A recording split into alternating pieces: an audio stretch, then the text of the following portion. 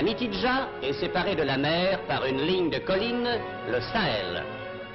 Au sommet de l'une de ces collines s'aperçoit de partout l'émouvant tombeau de la chrétienne, où auraient été inhumés Juba II et son épouse Cléopâtre Sélénée.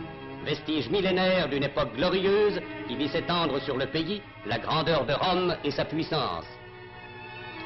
L'Algérie où furent retrouvées certaines œuvres qui comptent parmi les plus sensibles du monde romain peut justement combler cette lacune, car si l'on trouve au Louvre les bustes des rois numides Juba Ier et Juba II arrachés à la terre algérienne, il faut aller chercher sur le sol même où ils vécurent l'accent éternel et triomphal d'une grandeur et d'une civilisation sur lesquelles le monde occidental a bâti son sentiment et son esprit. Cherchel, l'antique Césarée, fut il y a 2000 ans la métropole africaine de la statuaire, grâce à Juba II qui, féru d'hellénisme, voulut que l'Afrique reçût quelques reflets de l'Ellade.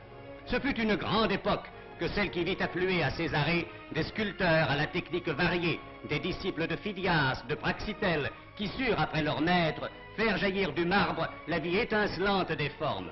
Le musée de Cherchel conserve précieusement les richesses que des travaux patients ont mises à jour.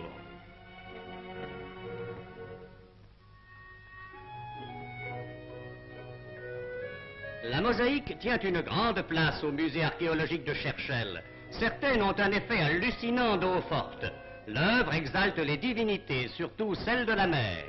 Dans l'art d'Afrique, Cherchel est une voix unique, l'une des plus pures, peut-être la plus belle, certainement la plus harmonieuse. Elle a l'accent de la Grèce.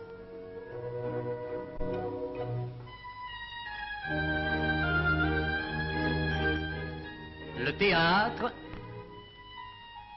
les thermes où allaient se baigner les belles romaines, surtout la place, évoquent la splendeur passée de Césarée, dont par bonheur les vestiges sont venus jusqu'à nous.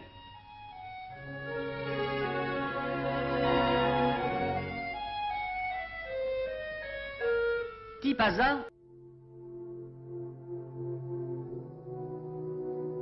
Moi, c'est Juba II. C'est de moi dont on parle. Je suis le futur roi de Maurétanie. Non loin de moi, vous trouverez Hercule.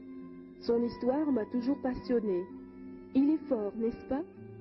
Lui, autant que tous les personnages mythologiques ont bercé mon enfance à Rome.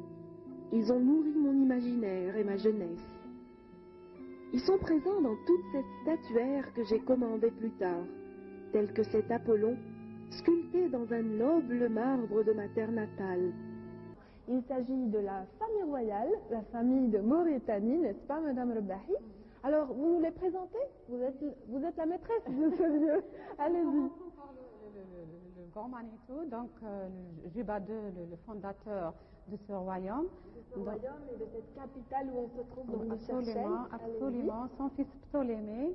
Oui, son fils qui est né de l'union de... Bien sûr, de sa fameuse femme qui est Cléopâtre Sélénée, fille de Cléopâtre VII. Enchantée, madame. Donc voilà, c'est Cléopâtre Sélénée. Tous ces vestiges ont été trouvés donc à Cherchel. La famille royale, notamment les bustes, ont été trouvés dans l'esplanade, sous l'esplanade, où on suppose qu'il y avait donc les anciens palais de Juba II.